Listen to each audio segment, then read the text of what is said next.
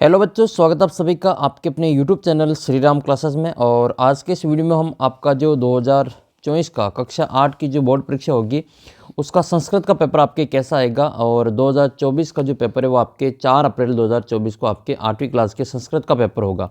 तो संस्कृत का पेपर आपका सेम इसी प्रकार का पेपर आने वाला है। और लास्ट ईयर भी जो 2023 का जो बोर्ड ने मॉडल पेपर जारी किया था, सेम वही का वही मॉडल पेपर है जो आपकी जो बोर्ड परीक्षा में भी छाप दिया था। तो इस बार भी आपका जो मॉडल पेपर है वो बोर्ड ने जारी कर दिया है। आपका जो 2024 का पेपर है वो इसी प्रकार का आने वाला है। ये पूरा पेपर आपको अच्छे से सोल्व कर लेना है, अच्छे से याद कर लेना है, ताकि आपके जो इन प्रश्नों में से तो कोई प्रश्न गलत ना हो। और आपका जो 2024 का पेपर होगा 4 अप्रैल को, वो सेम टू सेम पेपर आपका आने वाला है। तो आप वीडियो को शुरू से अंत तक देखना, और एक से लगाकर आपका जो लास्ट क्वेश्चन है वहाँ तक आपको सारे क्वेश्चन को अच्छी प्रकार से समझ लेना है। मैं आपको एक एक क्वेश्चन को यहाँ पे समझाऊंगा, और मैंने यहाँ पे आपके बाकी सभी विषय के भी पेपर अपलोड कर दिए हैं। आपका विज्ञान का, गणित का, सामाजिक का, हिंदी का, इंग्लिश का, वो सारे वीडियो आपको मिल जाएंगे। प्लेलिस्ट बना रखी है आपके क्लास 8th की, उसमें सारे वीडियो मैंने अपलोड कर रखे हैं। अगर आपको वीडियो नहीं मिले तो आप जो इस नंबर पर मैसेज कर देना, इस पर मैं आपको उसका वीडियो भेज दूँगा। और पीडीएफ आपको कहाँ से मिलेगी वो भी मैं आपको आगे वीडियो में बताने वाला हूँ। चैनल को आप सब्सक्राइब कर लेना, और अपना जो 8वीं क्लास का व्हाट्सअप ग्रुप है उसको ज्वाइन कर लेना। वहाँ पर आपको जो इसकी पीडीएफ वगैरह उपलब्ध करवा दी जाएगी, या फिर अपना एंड्रॉयड ऐप है, यहाँ पर भी आप जो पीडीएफ डाउनलोड कर सकते हैं। आपको स्टडी मटेरियल वाला ऑप्शन में जाना है, फ्री मटेरियल में, और वहाँ पर आपको पीडीएफ वाला ऑप्शन में इसकी जो पीडीएफ है वो उपलब्ध हो जाएगी। तो आइए इसको हम पहले सोल्व कर लेते हैं। केवल आप पीडीएफ देखने से काम नहीं चलेगा, पूरे पेपर को मैं आपको यहाँ पर सोल्व करके बताता हूँ।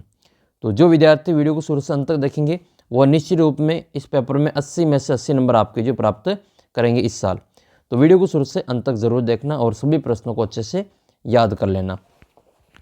पहला प्रश्न आपके ये है कि सुभाषितानि पदे प्रयुक्त उपसर्ग अस्ति। इसमें आपके सुभाषितानि एक पद दे रखा है, इसमें आपको उपसर्ग बताना है। उपसर्ग क्या होता है? जो शब्द के आगे लगता है, ऐसे वाक्यांश को हम, शब्दांश को हम क्या कहते हैं? उपसर्ग कहते हैं। जो सुभाषितानि है इसमें आपके दो पद है, सु प्लस भाषितानि। ये आपका जो पहला पार्ट है सुभाषितानि, उसी सुभाषितानि का जो पहला पार्ट है उसी में आपके जो शब्द दे रखा है उसका आपको संधि विच्छेद भी कर रखी है, जिसमें सु प्लस भाषितानि लिखा हुआ है। तो इसका जो सही आंसर है वो आपके उपसर्ग क्या हो जाएगा? इसमें सु हो जाएगा। सु का मतलब होता है अच्छा, अच्छा बोलना, ठीक है। तो सु इसका उत्तर हो जाएगा। नेक्स्ट क्वेश्चन है, नेक्स्ट क्वेश्चन में ऐसा मामेव खादितुम इच्छति रेखांकित पदे प्रयुक्तम प्रयुक्तः प्रत्यय अस्ति। इसमें आपको प्रत्यय बताना है, ठीक है। रेखांकित पद जो है वो खादितुम है, और इसमें आपको प्रत्यय बताने की प्रत्यय कौन सा है। तो प्रत्यय मतलब वो होता है जो शब्द के पीछे लगता है, उसको हम प्रत्यय कहते हैं। जैसे आपके संस्कृत में कई सारे प्रत्यय हैं, जैसे अन्यर हैं, ल्यप हैं, तुमुन है, कत्वा है, त्वा है, ये सभी प्रत्यय के उदाहरण हैं। तो इसमें खादितुम, ठीक है, तो खादितुम आ रहा है, तो तुम आ रहा है, तो इसमें तुमुन प्रत्यय, तुम कोई प्रत्यय नहीं होता है, ध्यान रखना, तुम कोई प्रत्यय नहीं होता है। तो अगर आए खादितुम, लास्ट में आपको तुम दिखे और तुम दिखे, तो वहाँ पर आपको तुमुन प्रत्यय करना है। तुमुन प्रत्यय का उपयोग किया जाता है के लिए के अर्थ में, के लिए के अर्थ में तुमुन प्रत्यय का उपयोग किया जाता है। ऐसा मामेव खादितुम इच्छति, ठीक है, यह मेरे खाने की इच्छा हो रही है, तो इसमें आपके खाने के लिए इच्छा हो रही है, तो ठीक है, इसमें खादितुम इच्छित इच्छति, तो इसमें आपके तुमुन प्रत्यय से आंसर हो जाएगा। या आपको त्वा दिखे लास्ट में, ठीक है, क्या दिखे? त्वा, तो वहाँ पर आपके कत्वा प्रत्यय होता है। या ट्वा दिखे तो भी वहाँ पे आपके कत्वा प्रत्यय होता है। नेक्स्ट क्वेश्चन की ओर बढ़ते हैं। इसमें आपके देखो, पहला प्रश्न तो उपसर्ग का आएगा 1 नंबर का, दूसरा प्रश्न भी आपके प्रत्यय का आएगा 1 नंबर का, 2 नंबर तो आपके पक्के हो गए। तीसरा प्रश्न है, यह गज परिमाणम धारयति गजधर कथ्यते, ठीक है, जो गज परिमाण को धारण करता है उसको गजधर कहते हैं।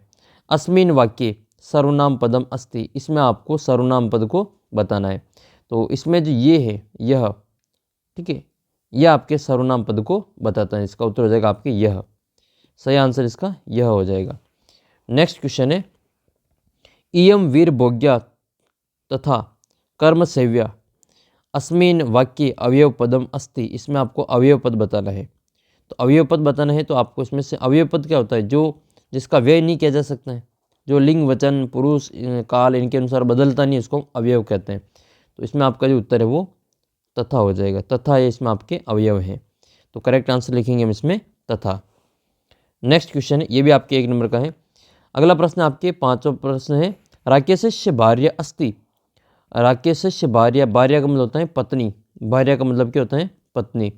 राकेश की पत्नी का नाम क्या था? तो इसका उत्तर हो जाएगा माला। और ये जो आपकी सुता विना शून्यम ग्रह वाली है ना, वो वाली पाठ से संबंधित है ये। तो राकेश की पत्नी का नाम क्या था? राकेश की पत्नी का नाम माला था, इसका उत्तर हो जाएगा माला। अच्छा, आपको कमेंट करके बताना है कि राकेश की बहन का नाम क्या था। राकेश की बहन का नाम क्या था? ये ऑप्शन आपके सामने, अंबिका नाम था, शालिनी नाम था या मालिनी नाम था। उत्तर इसका कमेंट करके मुझे बताना कि राकेश की बहन का नाम क्या था। नेक्स्ट क्वेश्चन है 6, गुहाया स्वामी आसित। गुहाया यानी कि गुफा का स्वामी कौन था?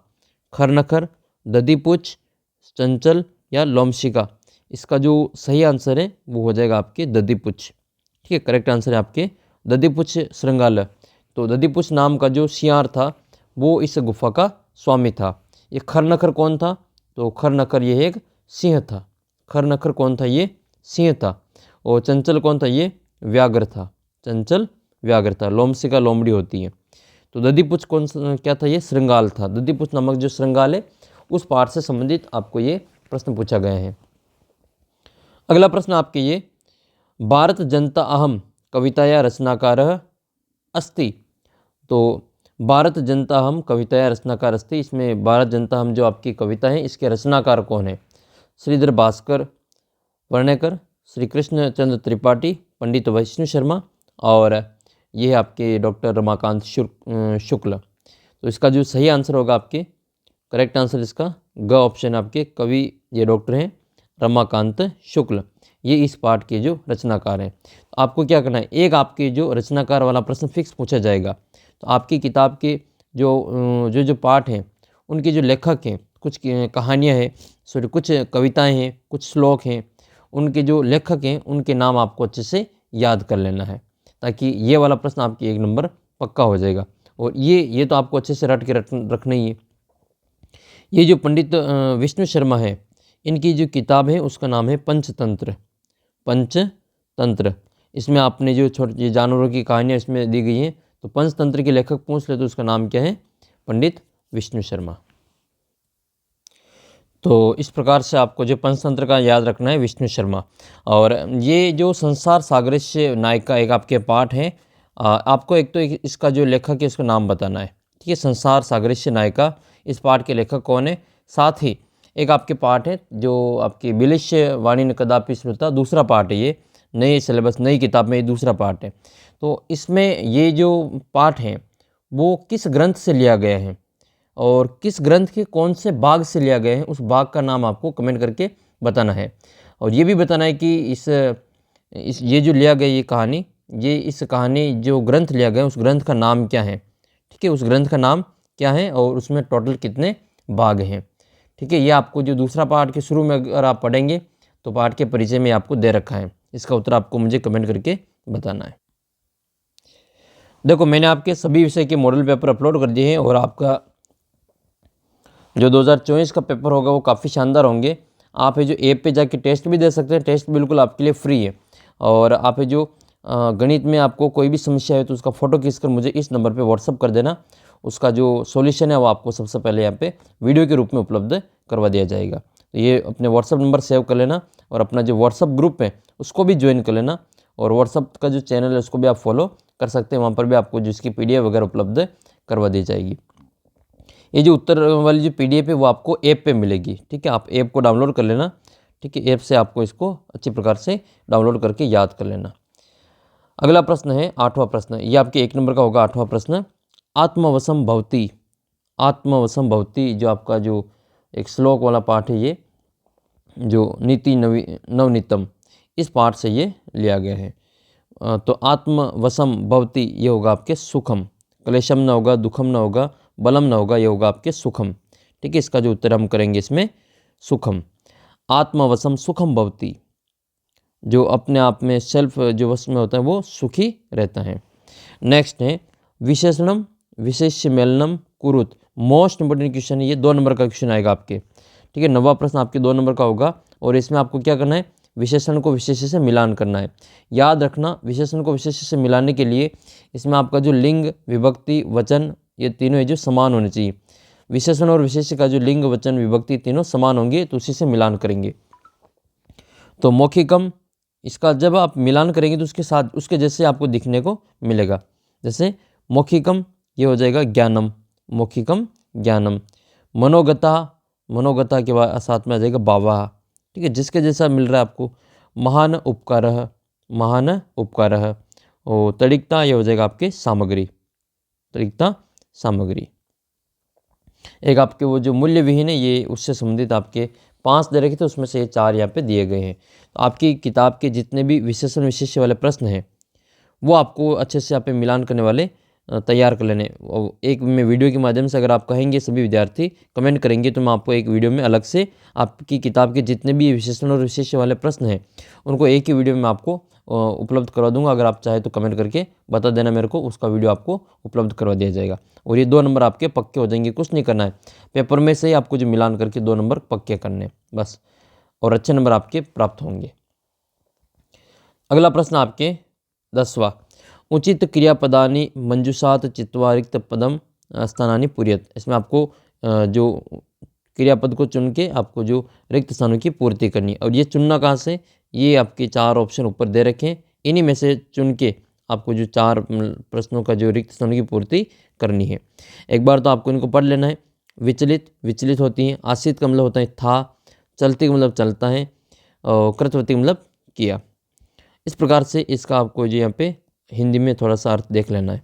पहला आपके इस प्रकार से है कि एका शिक्षिका गृहात पुस्तकानि आदाय, तो एक शिक्षिका घर से पुस्तक लेकर चलती हैं, ठीक है, तो इसका हो जाएगा आपके चलती है, इसमें भरेंगे हम चलती। दूसरा प्रश्न है सा स्वदृढ़ निश्चय न विचलती, वह जो अपनी जो दृढ़ निश्चय है उससे विचलित नहीं होती, तो न विचलती, न विचलती भरेंगे इसमें। आपको देखकर इसमें से उत्तर लिखना है, तो आपके नंबर है जो कहीं नहीं कटने वाले। 10वां प्रश्न आपके 2 नंबर का होगा। सा आंग्ल भाषा अपि अध्ययन, सा आंग्ल भाषाया अपि अध्ययनम कुर्वन्ति, उसने अंग्रेजी भाषा का भी अध्ययन किया, तो ये हो जाएगा आपके कृतवती, कृतवती। सह स्त्री शिक्षा प्रबल समर्थक, तो वह जो स्त्री शिक्षा की प्रबल समर्थक थी, तो ये सा की जगह हो जाएगा स, वह, तो इसमें आपके आसित आएगा, आसित, ठीक है। अच्छा, आप कमेंट करके बताना कि आपकी किताब में किसका नाम आया जो स्त्री शिक्षा के प्रबल समर्थक थे। कमेंट करके मुझे बताना कि स्त्री शिक्षा के समर्थक कौन थे, किनका नाम आपकी किताब में आया है, इसका उत्तर मुझे कमेंट करके बताना है। फिर आपका 11वां प्रश्न आएगा जो प्रश्न निर्माण करना है। 2 प्रश्न पूछे जाएंगे, 2 उत्तर दे रखे होंगे, उनसे प्रश्न निर्माण करना है। तो यहाँ पर आपको ये ध्यान रखना है कि दोनों आपके जो 1-1 नंबर के प्रश्न पूछे जाएंगे, 1-1 नंबर के दोनों होंगे, तो ये आपके 2 नंबर का जो प्रश्न हो जाएगा। यहाँ पर आपको ये प्रश्न बनाना है, तो वयम स्वदेशस्य, इसमें रेखांकित पद दे रखे होंगे, उन पर आधारित आपको प्रश्न बनाना है। तो रेखांकित शब्द का आपको जो विभक्ति देख लेनी है और वचन देख लेना है और उसका लिंग देख लेना है, बस उसी आधार पर जो उसका प्रश्न निर्माण के भी आपको शब्द लिख लेना है। वयम स्वदेशस्य राज्यानि विषये ज्ञातुम इच्छामि, तो हमें अपने देश के राज्यों के बारे में जानने की इच्छा है, ठीक है। तो हमें किसके बारे में जानने की इच्छा है, तो ये किसके बारे में, इसके ये स्वदेशस्य, तो इसका उत्तर हो जाएगा आपके कश्य। स्वदेशस्य की जगह पे क्या आएगा, कश्य आ जाएगा। तो इसको हम वापस लिखेंगे, वयम, वयम कश्य, वयम कश्य राज्यानाम विषये, वयम राज्यानाम विषये ज्ञातुम इच्छामि, ये इसकी संधि विच्छेद करेंगे तो ये ज्ञातुम इच्छामि है ना, इसको इसका मतलब होता है ज्ञातुम, यानी कि जानने की इच्छा है, तो ये हो जाएगा आपकी ज्ञातुम, ज्ञातुम इच्छामि, जैसा है वैसा वैसा लिख लेते हैं। बस आपको जो रेखांकित शब्द है उसको हटा के प्रश्नवाचक जो शब्द है उसको लिखना है। दूसरा प्रश्न आपके पृथ्वी सूर्यो मध्य चंद्रस्य छाया पातेन सूर्य ग्रहण भवति, कि पृथ्वी और सूर्य के बीच में चंद्रमा आ जाती है तो उसमें सूर्य ग्रहण होता है। तो ये पृथ्वी सूर्यो, इसकी जगह पे आपको प्रश्नवाचक शब्द बताने कयो, किसके बीच में चंद्रमा आने पर किसके बीच में चंद्रमा की छाया पड़ने पर सूर्य ग्रहण होता है। तो इसमें जो पृथ्वी सूर्यो है इसकी जगह पे हम लिखेंगे कयोह। तो इसकी जगह पे आएगा आपके कयोह मध्य चंद्रस्य छाया पतेन, किसके बीच में चंद्रमा की छाया पड़ने पर सूर्य ग्रहण होता है। छाया पातेन सूर्य ग्रहणम भवति। अच्छा, एक और चीज़ बताने कि सूर्य ग्रहण होता कब है। सूर्य ग्रहण अमावस्या का होता है या पूर्णिमा का होता है, अगर आपको पता है तो आप कमेंट करके मुझे ज़रूर बताना। फिर 12वां क्वेश्चन है जिसमें आपको, अच्छा ये जो 2 क्वेश्चन है वो आपके 1-1 नंबर के 2 नंबर के हो जाएंगे, और आपके फिक्स है कि ये प्रश्न आपको ऐसा कैसा पेपर आपको आपकी जो 4 फरवरी का पेपर होगा वहाँ पर आपको सेम टू सेम देखने को मिलेगा। क्योंकि लास्ट ईयर जो 2023 का मॉडल पेपर बोर्ड ने जारी किया था वही का वही पेपर आपके बोर्ड के जो पेपर में वापस 2024 का जो पूरा पेपर हुआ था वो सेम टू सेम पेपर आपके छप गया था। तो इसी प्रकार से इन प्रश्नों को आपको छोड़ना नहीं है। आपके सभी विषय के मॉडल पेपर को तो आपको अच्छे से याद कर लेना है। एक एक क्वेश्चन आपको पता होना चाहिए कि किस प्रश्न में कैसा प्रश्न पूछा जाएगा। तो 12वां प्रश्न आपके ये कोष्टकेषु पदन्तेषु शब्देषु समुचित विभक्ति योजिता रिक्तम पूर्यत। इसमें आपको कोष्टक में जो कुछ शब्द दे रखा है इन शब्दों को चुन करके सही विभक्ति का प्रयोग करना है। तो इसमें आपके दे रखा है सह पुत्र गत, इसमें दे रखा है जनक। परितः पुष्पाणि सन्ति, इसमें विद्यालय बनना है। नमः, इसमें गणेश शब्द बनना है। सर्वतः अट्टालिका सन्ति, इसमें आपके नगर बनना है। तो देखो इसमें आपको कुछ शब्द दे रखे होंगे, उनकी पहचान आपको रखनी है। जैसे स दे रखा है इसमें, तो स के योग में जब भी ये स आता है तो इस जो शब्द होता है उसका तीसरी विभक्ति का प्रयोग किया जाता है। तो स का योग में आपके तीसरी विभक्ति का प्रयोग करते हैं। तो जनक का जो तीसरी विभक्ति है, जैसे राम का रामायण होता है वैसे जनक का जनकेन हो जाएगा। ठीक है, जनक का क्या होगा, जनकेन हो जाएगा। ये राम का रामायण है वैसे जनक का जनकेन हो जाएगा। तो तीसरी विभक्ति का प्रयोग किया जाता है जनकेन। ठीक है, या पिता का हो जाएगा पित्रेण स पुत्र गत। तो ये स के योग में जिसके साथ जाता है उसकी तीसरी विभक्ति का प्रयोग करते हैं। यह परितः पुष्पाणि सन्ति, तो इसमें परितः का योग में आपकी द्वितीय विभक्ति आती है, दूसरी विभक्ति का प्रयोग किया जाता है। जैसे विद्यालय है तो राम शब्द की दूसरी विभक्ति क्या होती है, रामम होती है, वैसे ही विद्यालय की हो जाएगी विद्यालयम। तो विद्यालयम परितः पुष्पाणि सन्ति, विद्यालय के चारों ओर पुष्प हैं। 2 शब्द होते हैं, एक तो होते हैं अभितः, एक होता है परितः। तो अभितः परितः सर्वतः ऐसे शब्द आए तो उसमें द्वितीय विभक्ति का प्रयोग किया जाता है। नेक्स्ट है गणेशाय और नमः। तो इसमें आपके नमः के योग में हमेशा चौथी विभक्ति का प्रयोग किया जाता है। नमः के योग में चौथी विभक्ति का प्रयोग किया जाता है। जैसे गणेश है तो इसमें राम की तरह ही गणेश है ये, जैसे रामाय है तो चौथी विभक्ति गणेशाय हो जाएगी। वैसे ही आपको सरस्वती, ये स्त्रीलिंग है, सरस्वती स्त्रीलिंग है, और इसमें नमः के योग में आपको प्रयोग करना है तो इसकी जो चौथी विभक्ति है स्त्रीलिंग की वो सरस्वत्य हो जाएगी। सरस्वत्य नमः। और अगर आपको गुरु शब्द देवे तो गुरु ये उकारांत शब्द है, तो इसकी जो चौथी विभक्ति होती है वो गुरु की चौथी विभक्ति होती है गुरुवे नमः। तो आपने ये चीज़ें देखी होगी, गुरुवे नमः, सरस्वत्य नमः, गणेशाय नमः। इस प्रकार से ये नमः के योग में चतुर्थी विभक्ति का प्रयोग किया जाता है। सर्वतः अट्टालिका सन्ति, इसमें आपके सर्वतः के योग में नगर का जो द्वितीय विभक्ति है, नगर शब्द राम शब्द की तरह ही है तो ये राम का द्वितीय विभक्ति क्या होती है, रामम होता है, वैसे ही नगर का नगरम हो जाएगा। तो नगरम सर्वतः अट्टालिका सन्ति, नगरम सर्वतः अट्टालिका सन्ति। तो इसमें आपके सर्वतः के योग में दूसरी विभक्ति का प्रयोग हमने किया है। अगला प्रश्न आपके हैं क्वेश्चन नंबर 13, मोस्ट इंपोर्टेंट है। इसमें आपकी संधि दे रखी होगी, एक आपको संधि विच्छेद करना है। एक तो संधि करनी है और एक संधि विच्छेद करना है। पहले संधि विच्छेद करते हैं पर्यावरण का। तो पर्यावरण का संधि विच्छेद होगा परि प्लस आवरण, परि प्लस आवरण। पर्यावरण का संधि विच्छेद क्या हो जाएगा? परि प्लस आवरण। और पर्यावरणम है तो इसमें आपके आवरणम हो जाएगा। तो इसका आपको संधि विच्छेद अच्छी प्रकार से याद रखना है। इसमें आपकी यण संधि है। कौन सी संधि है? यण संधि है। ये ई और आ मिलकर या बनता है। ई और आ मिलकर क्या बनता है? ये या बनता है। ठीक है, याद रखना है, ई और आ मिलकर या बनता है। तो परि प्लस आवरण का पर्यावरण हो जाएगा। ये री है तो ये रिया हो जाएगा। इस प्रकार से इसका उत्तर थोड़ा सा याद रखना है। नेक्स्ट है, अच्छा इसमें आपको एक और शब्द देता हूँ, उसका आपको संधि विच्छेद करके बताना है। एक शब्द याद रखना आपको, स्वागत। क्या है आपके? स्वागत। इस स्वागत शब्द का आपको संधि विच्छेद करके मुझे कमेंट करके बताना है।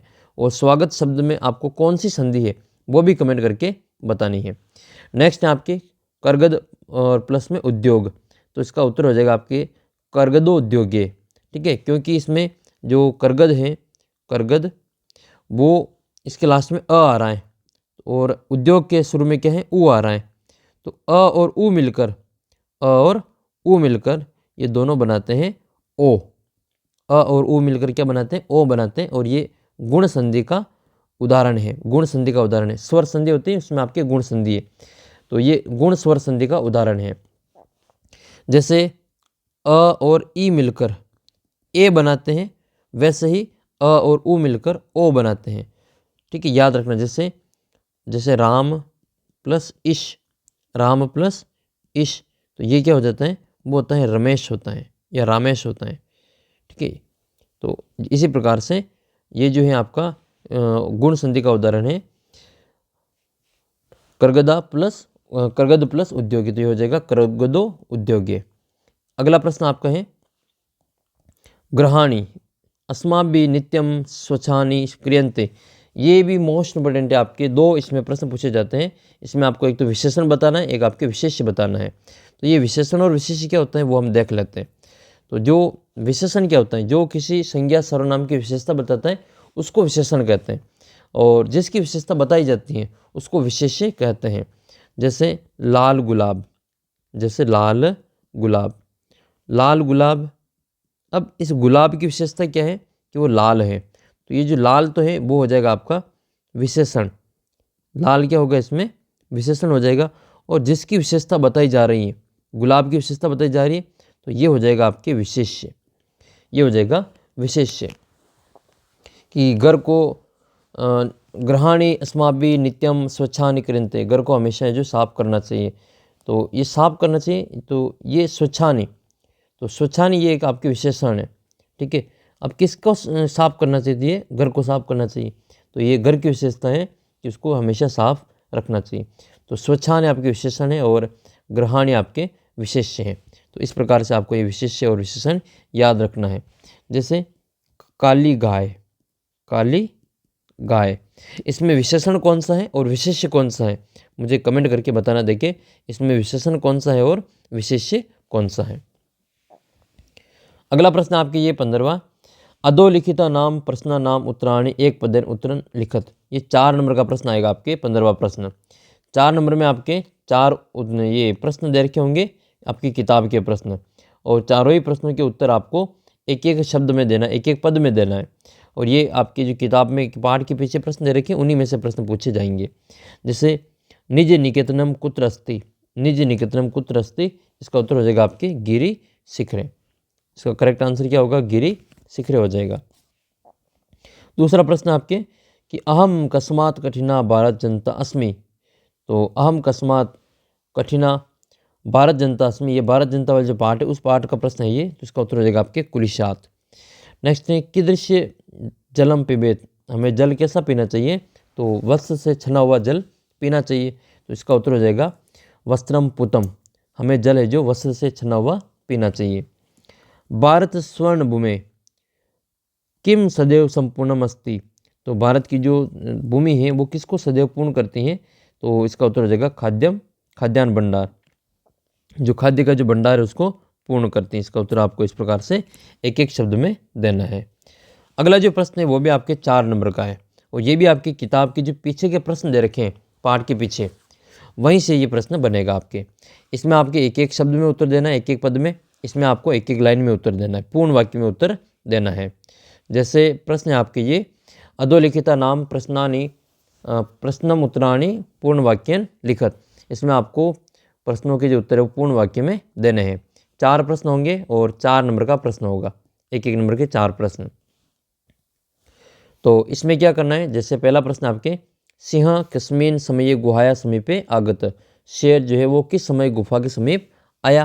तो आपको सभी को पता है कि शेर जो है वो शाम के समय में गुफा के समीप में आया था। तो इसमें पूरी लाइन लिखनी है, सिंह साय काले गुहाया समीपे आगत। शेर जो है वो शाम के समय गुफा के समीप में आया था, गुफा के पास में आया था। तो इसका उत्तर लिखेंगे, सिंह साय काले गुहाया समीपे आगत। नेक्स्ट है आपके, वंश वृक्षम वस्तु नाम उपयोग कुत्र क्रियते। जो बांस का वृक्ष है उसकी वस्तु का उपयोग कहाँ पर किया जाता है।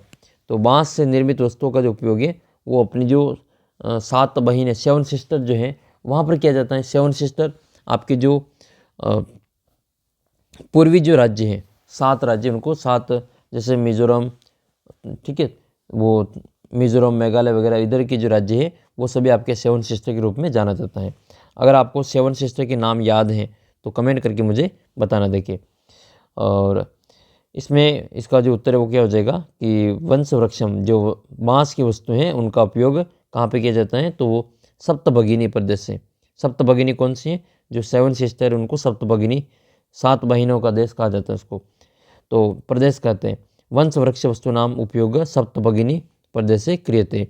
तो बांस से बनी हुई वस्तु का जो उपयोग है वो सप्तभगिनी प्रदेश में किया जाता है। अगला प्रश्न आपके ग वाला, ये है आपके कि के कुपात जलोदरणम अवार्यत। तो किन्होंने जो कुएं से जो पानी भरने से मना कर दिया था। तो इसका उत्तर हो जाएगा आपकी ये उच्च वर्गीय, जो उच्च वर्गीय लोग थे इन्होंने पानी भरने से वहाँ पे मना कर दिया था, पानी ले जाने से उनको मना कर लिया। अगला प्रश्न है आपके, वयम शिक्षितापि कथम आचरम। ठीक है, वयम शिक्षितापि कथम आचराम, यानी कि हमें शिक्षित होते हुए भी कैसा आचरण कर रहे हैं। तो हम शिक्षित होते हुए भी अशिक्षित जैसा आचरण करते हैं। वयम शिक्षितापि अशिक्षिका इव आचरम। ठीक है, हम शिक्षित होते हुए भी अशिक्षित की तरह आचरण करते हैं। तो ये 16वां क्वेश्चन आपके 4 नंबर का आएगा। एक एक नंबर के 4 क्वेश्चन होंगे और आपकी किताब के पीछे जो प्रश्न दे रखे हैं पाठ के पीछे, उनमें से ही प्रश्न आपके बनेंगे। ये आपके 17वां प्रश्न है, रिक्त स्थानों की पूर्ति करनी है। संज्ञा शब्द को आपको चुन करके ये रिक्त स्थानों की पूर्ति करनी है।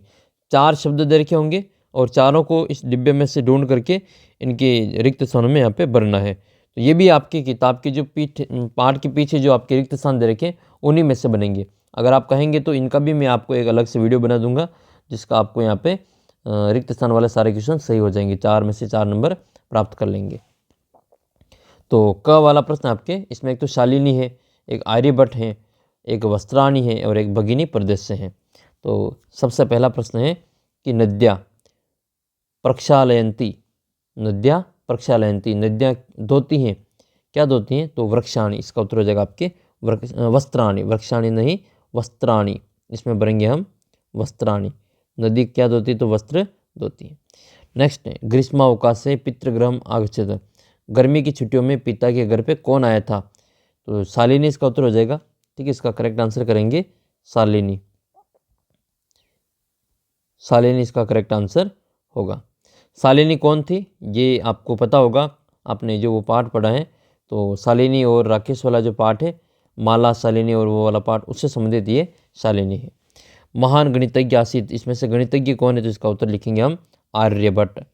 आर्यभट्ट है जो क्या है, गणितज्ञ है, आर्यभट्ट। नेक्स्ट है ब्रह्मणाय समीचीन।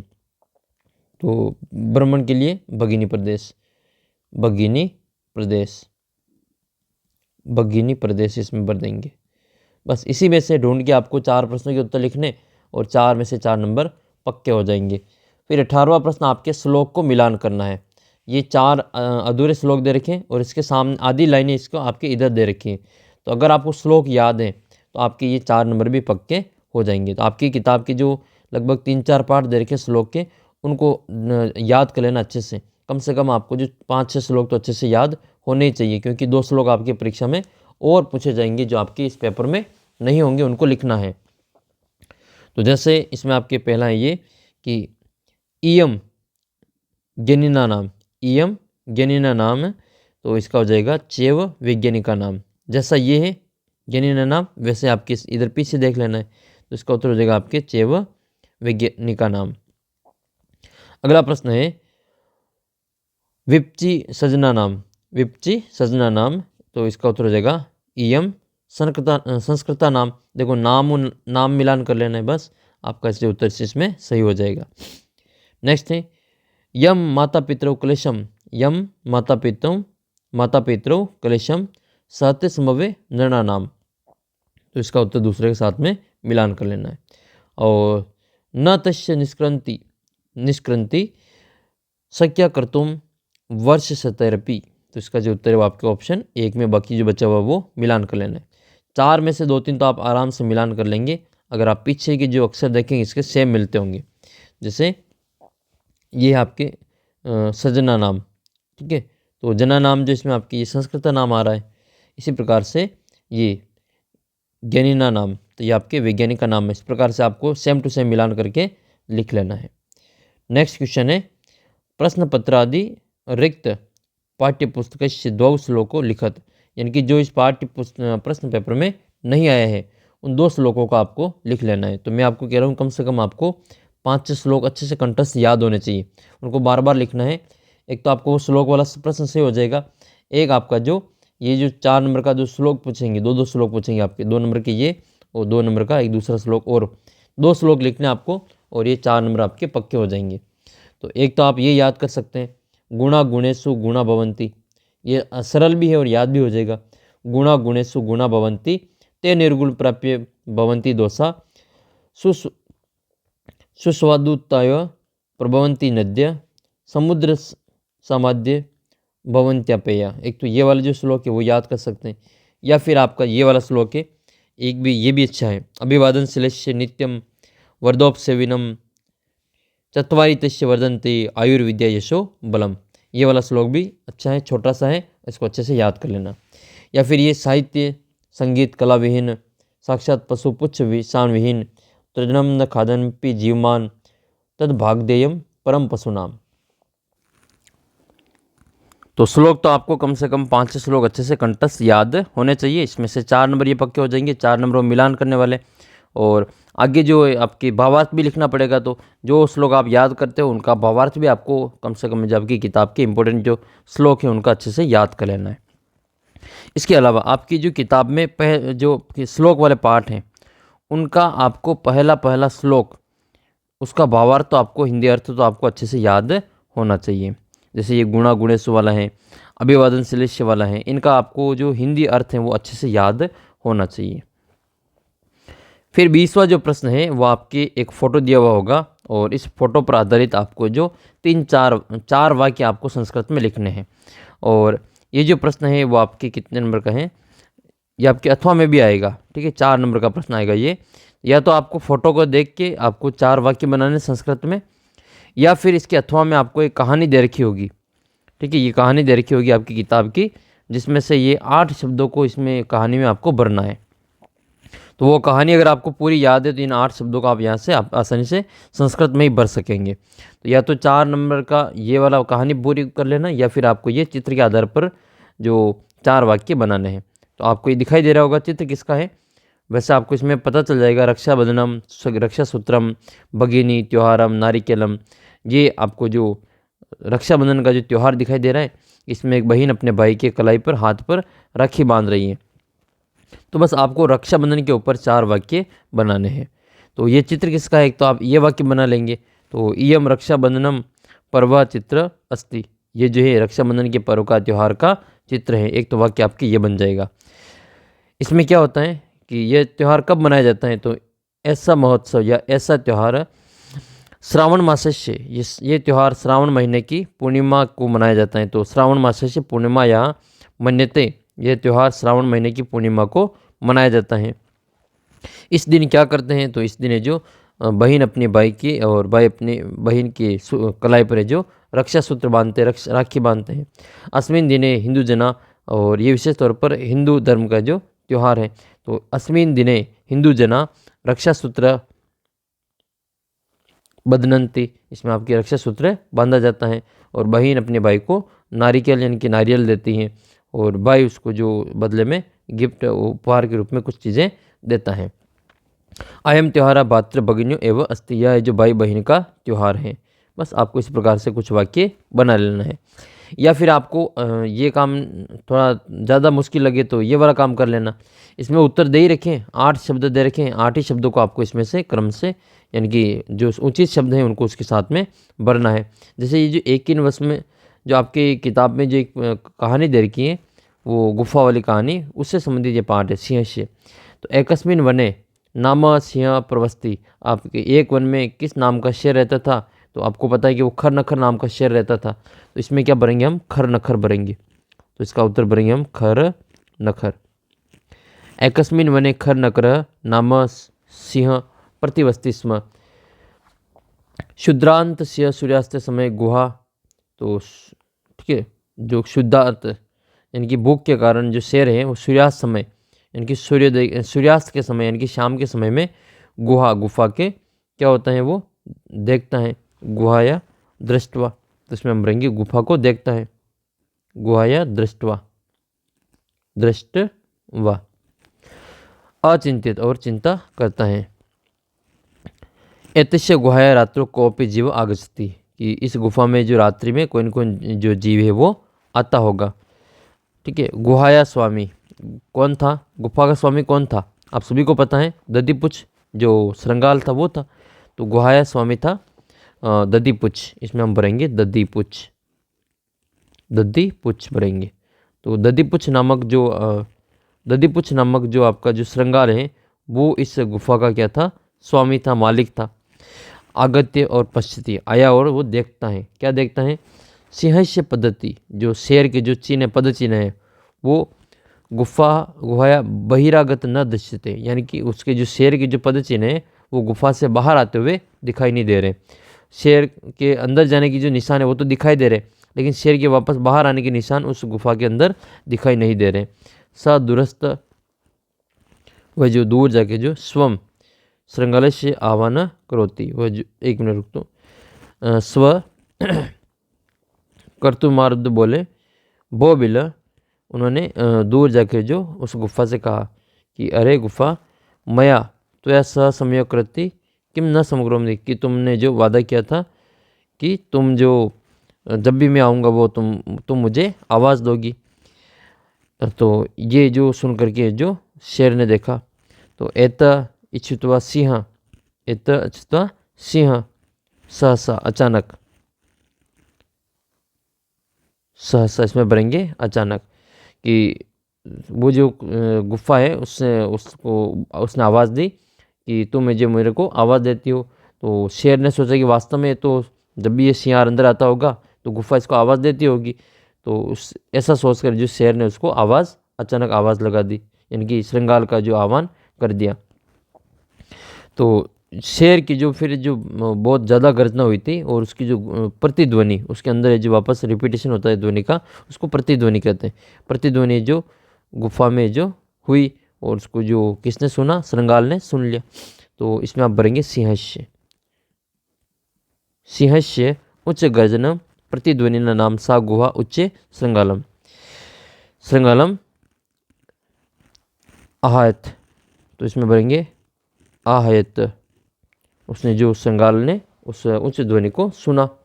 अन्यन अन्यपि, अनयन अन्यपि, तो इससे क्या हुआ? बाकी के जो पशु थे वो डर गए, वो भी डर गए। तो अनयन अन्यपि पशवः, जो बाकी पशु थे पशवः, वो भी भयभीत अभवन, भयभीत हो गए। इससे क्या हुआ कि उसने जो आवाज़ लगाई शेर ने, उससे वो जान गया श्रृंगाल, और वह जो श्रृंगाल है श्रृंगालोपी, श्रृंगाल भी तत् दूरम, वहाँ से दूर क्या हो गया? अपलायत, तो उसने जो पलायन कर लिया। अपलायत, उसने जो वहाँ से पलायन कर लिया। तो ऐसे आपको जो, अब देखो शुरू में तो हम अपलायत नहीं भरेंगे, या खर नकर को हम लास्ट में नहीं भरेंगे। तो आपको ये कहानी अगर याद है हिंदी में, तो थोड़ा बहुत आपकी जो थोड़ा दिमाग लगा के इसमें से 8 शब्द इसमें से भर देंगे, 4 नंबर आपके पक्के हो जाएंगे। और ये कहानी तो फिक्स पूछी जाती, गए साल भी आई थी और इस बार भी आपके आएगी। अगला प्रश्न आपके ये, जिसमें आपको कोई किसी भी पाठ का आपको घटनाक्रम पूछेंगे, ठीक है, उसको क्रम से संयोजित करना है। तो 2-3 आपकी जो कहानियाँ दे रखी आपकी किताब में, उनका अधिकतर आपके पूछा जाएगा। उनमें से आपको एक तो या तो वो खर नखर वाले पाठ का पूछ लेंगे, ठीक है, और या फिर ये जो दूसरा पाठ है व्याघ्र वाला, उस वाले पाठ से पूछ लेंगे, लोमड़ी वाले पाठ से। तो ये वही वाला पाठ है आपके लोमड़ी वाला, और चंचल जो है वहाँ से संबंधित ये पाठ ये लिया गया है। इसमें आपको 8 लाइनें दे रखी होगी, इसको क्रम से जमाना है, और क्रम से जमाना है तो आपको 4 नंबर पूरे पक्के मिलेंगे। तो इसमें सबसे पहले क्या आएगा, अनार्थ कुर्दनेन सश्रांत अभवत लोमशिका एता वार्ता शृणोति स्म आसीत एकस्मिन् चंचलो नाम व्याघ्र। तो आसीत एकश्चित चंचलो नाम व्याघ्र, तो इसमें आपको बनना है आसीत, पहला नंबर पे आ जाएगा ये आसीत वाला। तो सबसे बोलेंगे इसमें पहले आसीत चंचलो, ये वाला जो है वो आपके पहले नंबर पे आएगा। फिर इसके बाद में दूसरे नंबर पे आएगा आपके चंचल वृक्षम उपगम्य अपरछत, ये आपके दूसरे नंबर पे आएगा। तीसरे नंबर पे आएगा वृक्ष अवदत मानवास्माकम छाया विरमंती, ये तीसरे नंबर पे आ जाएगा। चौथे नंबर पे आएगा आपके एका लोमशिका बद्री गुल्म नाम पृष्ठे नीलिना, तो एक जो लोमड़ी वो बद्री नामक पेड़ के पीछे छुपी हुई थी, चौथे नंबर पे आ जाएगा। लोमशिका इतना वार्ता शृणोति स्म, लोमड़ी ये सभी बातें सुन रही थी, इसका उत्तर आपके 5वें नंबर पे आ जाएगा। छठे नंबर पे आएगा केन प्रकारेण त्वम एतानि जाले प्रविशांति, ये आपके जो छठे नंबर पे आ जाएगा। 7वें नंबर पे आएगा पुनः पुनः कर्दनम कृत्वा दर्शनम, बार बार जो कूदता है, तो इसका उत्तर आपके 7वें नंबर पे आ जाएगा। और लास्ट आएगा अनारत कर्दनेन सश्रांत अभवत, लास्ट में वो शांत हो जाता है, तो ये 8वें नंबर पे आ जाएगा। तो ये पूरा आपको क्रम से यहाँ पे लिखना पड़ेगा, यहाँ पे नंबर में डाल रखिए, इस क्रम से आपको यहाँ पे नंबर वाइज लिखना पड़ेगा, 1 नंबर 2 नंबर 3 नंबर, ऐसे वो 8 नंबर तक ये नंबर डाल रखे हैं, उनको वापस क्रम से यहाँ पे लिख लेना है। अगला प्रश्न आपके 22वां प्रश्न है, निम्नलिखित को अपि द्वयो श्लोकयो भावार्थ हिंदी भाषाया लिखत, इसमें से किन्हीं 2 श्लोकों का आपको हिंदी भाषा में अर्थ लिखना है, और ये 8 नंबर का आएगा। हिंदी भाषा में श्लोक का अर्थ लिखना 8 नंबर का पूछा जाएगा। तो आपको श्लोक के तो कंठस्थ कर लेने, उनका अर्थ तो आपको हिंदी में पक्का याद होना चाहिए। जैसे आपको यहाँ पर 3 दे रखे होंगे, 3 में से कोई 2 के श्लोक आपको हिंदी में बताना है। तो इसमें आपके पहला हम देख लेते हैं कि चिंतनीय ही विपदाम आदावेव प्रतिक्रिया न कुपखन्नम युक्तम प्रदीप्ते वहीना नाम ग्रहे, इसका आपको हिंदी भाषा में अर्थ बताना है, ठीक है। तो ये आपका जो पाठ है इसका ये श्लोक है, इसका आपको अर्थ लिखना है। तो इस श्लोक में बताया गया है कि विपत्ति आने से पहले ही उसके निवारण के बारे में सोच लेना चाहिए। विपत्तियां आने के बाद किया गया कार्य उसी प्रकार से व्यर्थ हैं जिस प्रकार से आग लगने पर घर में आग से घर जलने पर कुआं खोदना व्यर्थ है। तो कोई भी विपत्ति आए उससे पहले आपको जो सावधान होना चाहिए और उसका समाधान आपको पहले से ही खोज लेना चाहिए, ताकि जो उसका जो समाधान वो समय पे किया जा सके और उसका नुकसान आपको नहीं उठाना पड़े। इस प्रकार से ये वाला श्लोक आपको यहाँ पे हिंदी में अर्थ लिख लेना है। फिर इसका जो दूसरा मैं अर्थ बता रहा हूँ, ये तीसरे वाले का बता रहा हूँ, ठीक है। ये आपके जो भारत जनता वाला पार्ट है वहाँ से लिया गया है।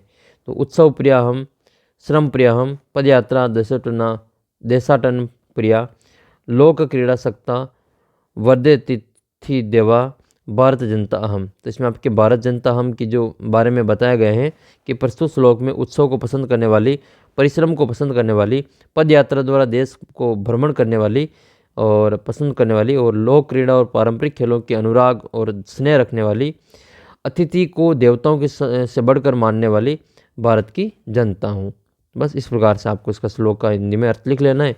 मुश्किल से 3-4 लाइनें बनेगी, उसको आपको हिंदी में अच्छे से याद कर लेना है, और पक्के आपके 4 और 4 8 नंबर हो जाएंगे।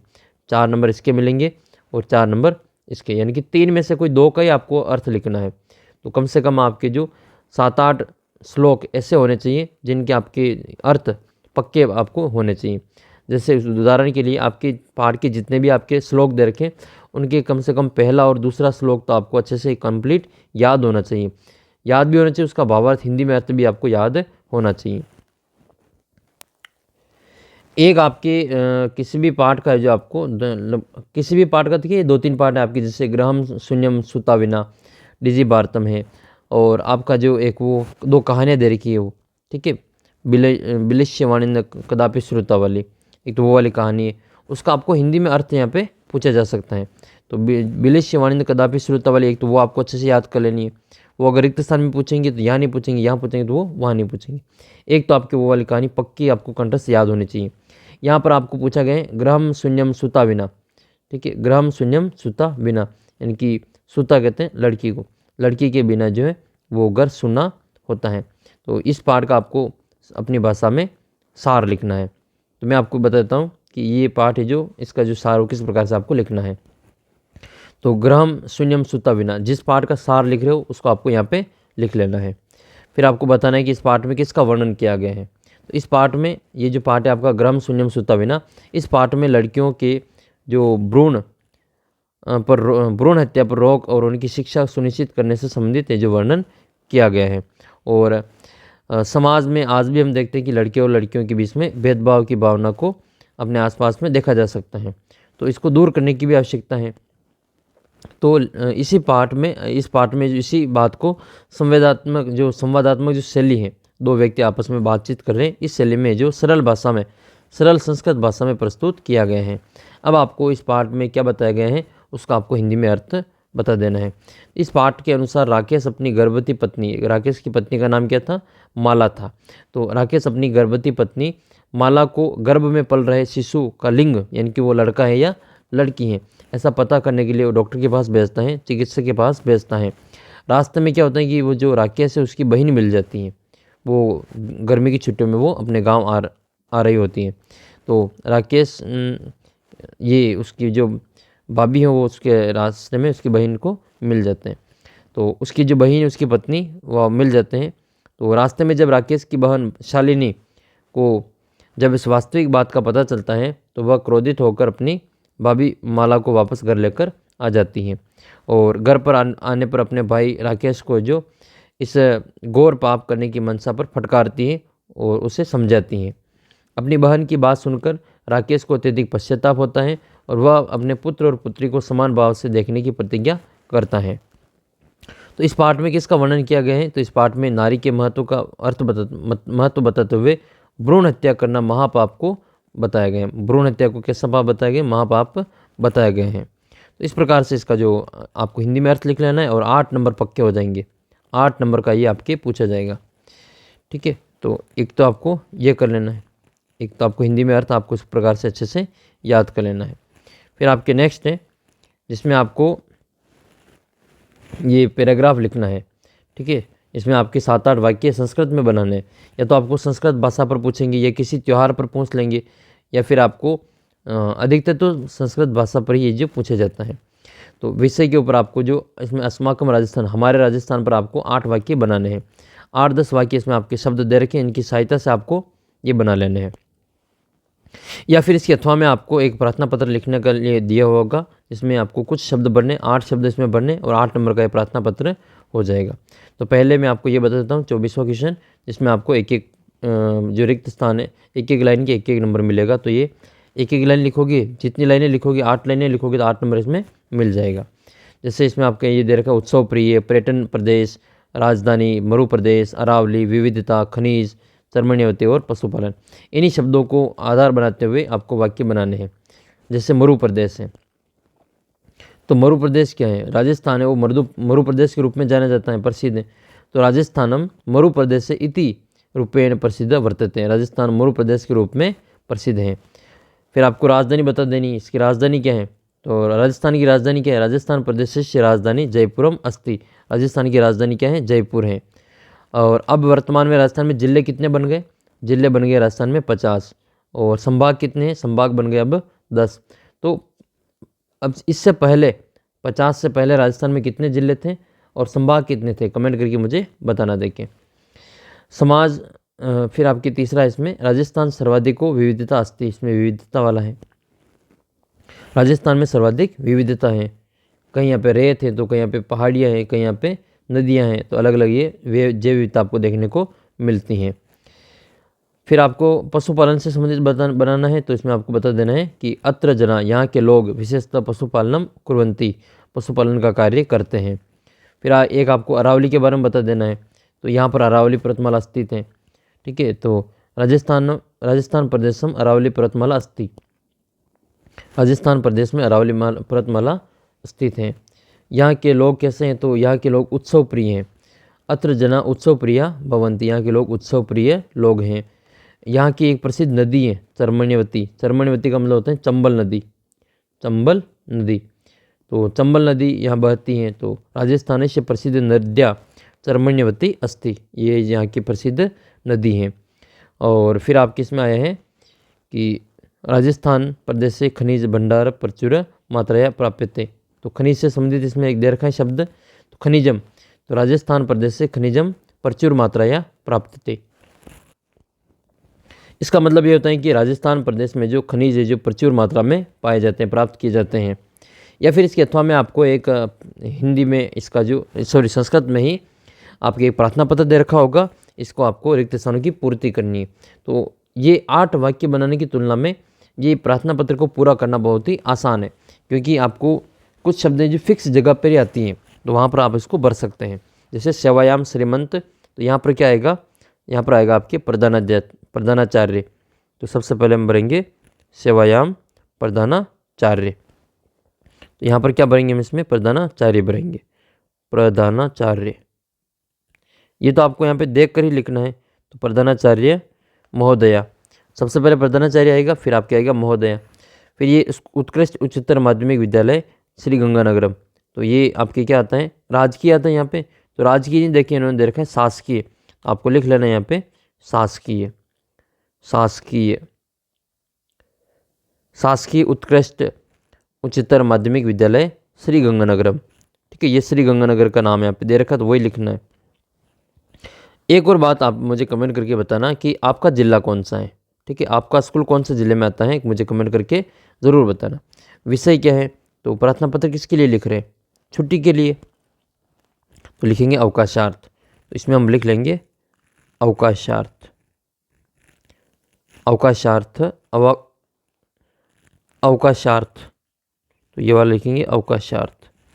प्रार्थना पत्रम, अवकाश के लिए प्रार्थना पत्र।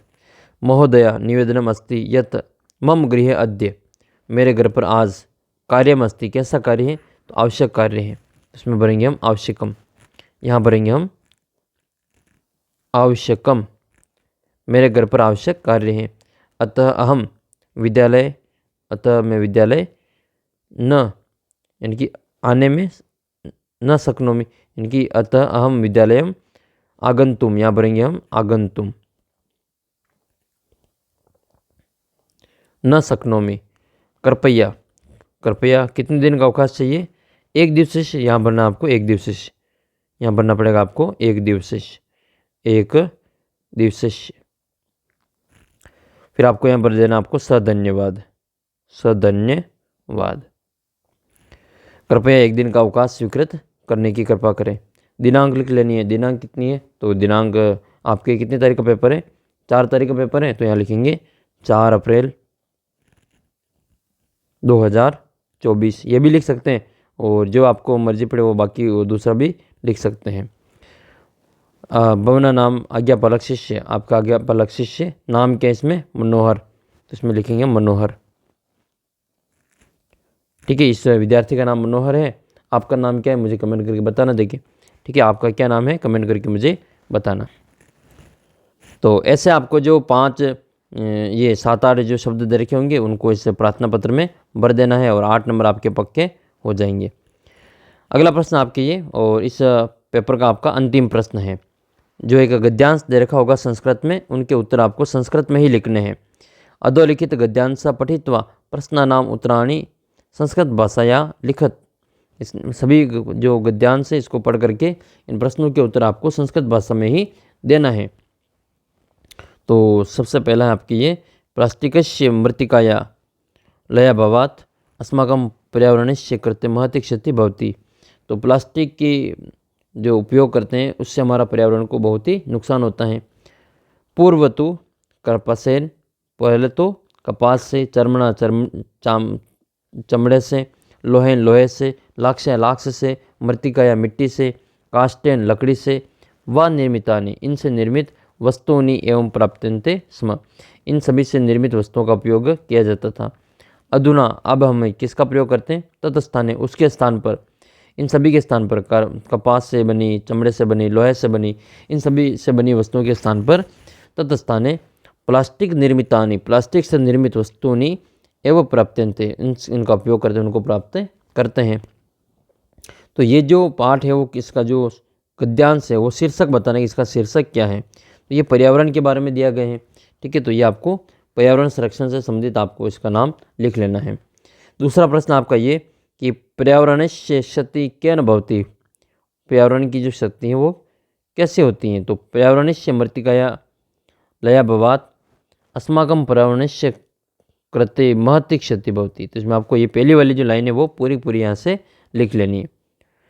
अगला प्रश्न आपके तीसरा ये प्राकृतिक वस्तूनि स्थाने वर्तमाने किम प्रयुज्यते।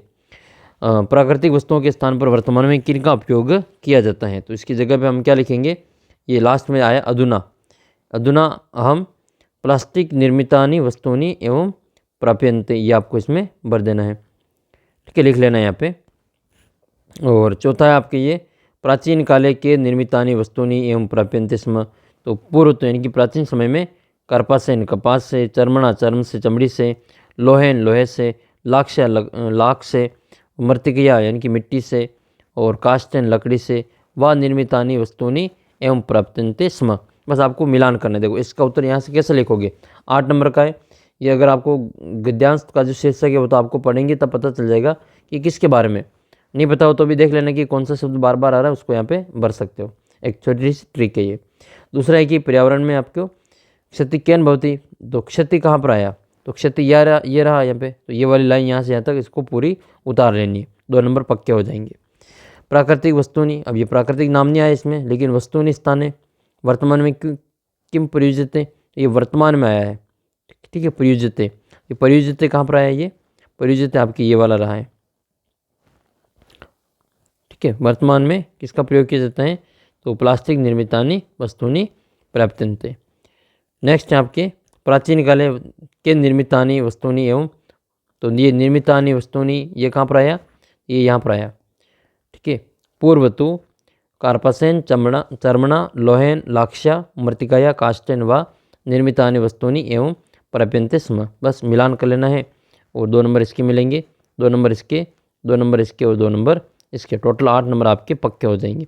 तो 8 नंबर का तो आपके एक ये पूछा जाएगा गद्यांश, ठीक है। इसको आपको अच्छे से तैयार कर लेना है, आपकी किताब में से ही आएगा। एक आपके 8 नंबर की एक छुट्टी की एप्लीकेशन पूछी जाएगी। प्रार्थना पत्र आपको अच्छे से तैयार कर लेना है। तो प्रार्थना पत्र आपकी कोई सा भी पूछ सकते हैं, भाई की शादी का भी पूछ सकते हैं, बीमारी का भी पूछ सकते हैं, या अवकाश का भी पूछा जा सकता है, या टीसी का भी आपको याद रखना है। तो मैं आपको एक वीडियो में ये आपके जो जितने भी अवकाश के और इनके प्रार्थना पत्र हैं वो एक वीडियो में 3-4 प्रार्थना पत्र एक अपलोड कर दूंगा मैं। वीडियो को आप अपने सभी दोस्तों के साथ में शेयर जरूर करेंगे, और इस चैनल को सब्सक्राइब जरूर कर लेना। या फिर इसके अथवा में आपको जो 8 नंबर का ये एक निबंध लिखना है अस्माकम राजस्थान, या फिर और कोई टॉपिक आपको यहाँ पे दे दिया जाएगा। इसकी तुलना में जो अपनी एप्लीकेशन है प्रार्थना पत्र वो लिखना थोड़ा आसान है। नेक्स्ट आपके एक 8 नंबर का आपको ये पूछा जाएगा, कहानी का सार लिखना है, किसी भी पाठ का सार आपको पूछा जाएगा। तो एक तो बिलिश्य वाणी ने कदापि श्रुता वाला पाठ है, वो वाला आपको अच्छे से याद कर लेना है। एक ग्रहम शून्यम श्रुता विना, ये वाला पाठ अच्छे से तैयार कर लेना है। फिर आपको 8 नंबर के 2 श्लोक पूछे जाएंगे जिनका आपको हिंदी भाषा में अर्थ बताना है। तो ये आपको कंप्लीट है, जो अपनी किताब के श्लोक है 3-4 उनको अच्छे से तैयार कर लेना है, उनके नंबर आपके नहीं कटने चाहिए। तो 8 नंबर ये आपके श्लोक के हो जाएंगे। फिर आपके 4 नंबर का प्रश्न आएगा 21वां प्रश्न, जिनमें आपको क्रम से इनको जमाना है। तो आपकी किताब के पीछे जो दे रखा है क्रम वाले प्रश्न, उनको आप तैयार करेंगे तो आपके 4 नंबर ये भी पक्के हो जाएंगे। और मैं आपको एक वीडियो में ये वाला जो क्रम संयोजन वाला है ये भी एक वीडियो में अलग से आपके जितने भी पाठ के पीछे दे रखे उनको बता देंगे। एक आपके 4 नंबर की ये एक कहानी आएगी जिसमें ये इनमें रिक्त स्थानों की पूर्ति करनी है। तो ये आपकी जो खर नखर वाला जो शेर है उस पार्ट से संबंधित ये कहानी है। और इसको आपको 8 शब्द लिखने इसमें पूरे भरने और 4 नंबर इसमें से पक्के हो जाएंगे। या फिर आपको इस चित्र को देख के इस 4 वाक्य बनाने हैं।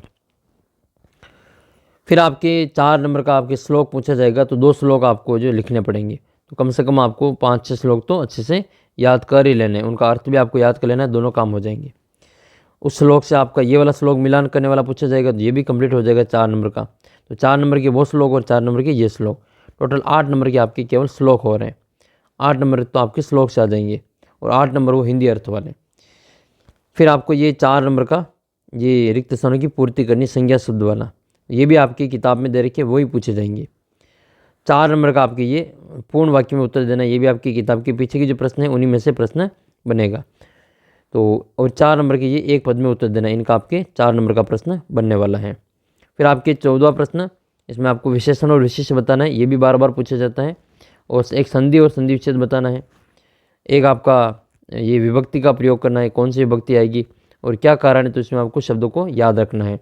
जैसे स के योग में द्वितीय तृतीय हैं, परित अभित सर्वत द्वितीय विभक्ति, नमा के योग में चतुर्थी विभक्ति, ऐसे। 11वें प्रश्न में आपको प्रश्न निर्माण करना है, 2 प्रश्न पूछे जाएंगे 2 नंबर के। 10वें प्रश्न में आपको इन क्रियापद को चुन करके इनके रिक्त स्थानों की पूर्ति करनी है और 11वें पद में इनको मिलान कर लेना है। ये विशेषण विशेष वाला भी आपकी किताब में बहुत सारे दे रखे हैं और 8 प्रश्न आपकी जो किताब के अवसद के पूछे जाएंगे। तो पहला प्रश्न आपके उपसर्ग का होगा, दूसरा आपके प्रत्यय का होगा, तीसरा आपके सर्वनाम का होगा, चौथा प्रश्न आपके अवयव का होगा। तो 4 प्रश्न आपके व्याकरण के यहाँ बनेंगे, संधि ये उपसर्ग प्रत्यय और एक आपके सर्वनाम और एक आपके अवयव पद। तो 4 नंबर की ये एक आपके पाठ का नाम पूछेंगे और उसका लेखक का नाम पूछेंगे, ठीक है। तो और एक आपके कुछ प्रश्न पूछेंगे, जैसे राकेश की पत्नी का क्या नाम था, राकेश की बहन का क्या नाम था, गुफा का स्वामी कौन था, इन सभी के प्रश्न आपको अच्छे से याद कर लेने हैं। तो अभी ये वीडियो जब मैं शूट कर रहा हूँ तब ये बज गए हैं 5 बज गए सुबह के, और आप जब ये वीडियो देखेंगे उठ के तो आपको ये वीडियो तैयार मिलेगा। तो लगभग 1 घंटा हो गया इस वीडियो को बनाते हुए। ये लगभग 3 बजे से मैंने वीडियो बनाना शुरू किया था, तब जाकर ये आज ये 5 बजे 5:15 बजे तक आपके ये वीडियो बन पाए हैं। पूरे मेरे को इस वीडियो को बनाने में 2-2 घंटे लगे हैं। तो इस वीडियो को आप अपने सभी दोस्तों के साथ में शेयर जरूर करेंगे, ठीक है। और आपको आपके आने वाले पेपर के लिए ऑल द बेस्ट। आप जो अच्छा स्कोर करेंगे और आप जो अपने स्कूल में और अपने आसपास के अपने ज़िले में और ये अपने टॉप करेंगे, इसके लिए आप चैनल को सब्सक्राइब कर लेना और वीडियो को अपने सभी दोस्तों के साथ में शेयर जरूर करना। PDF कहाँ मिलेगी इसकी, तो PDF आपको ऐप के ऊपर मिल जाएगी, ऐप को डाउनलोड कर लेना और ये अपने जो व्हाट्सअप नंबर है इस व्हाट्सअप नंबर को सेव कर लेना, यहाँ पर आज की PDF भी उपलब्ध हो जाएगी। तो अब जल्दी मिलेंगे आपको अगले वीडियो में।